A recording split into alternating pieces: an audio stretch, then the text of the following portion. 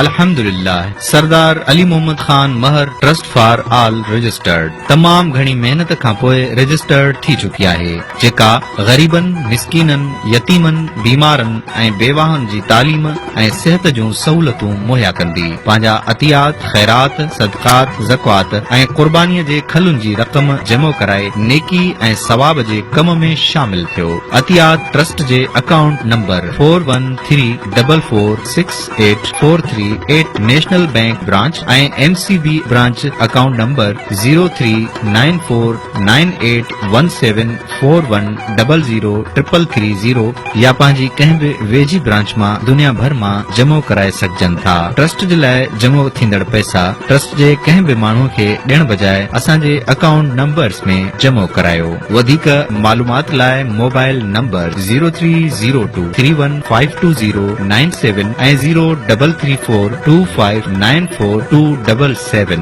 मदद आहे जिंदगी, मदद आहे इबादत। सरदार अली मोहम्मद खान महर ट्रस्ट फॉर ऑल।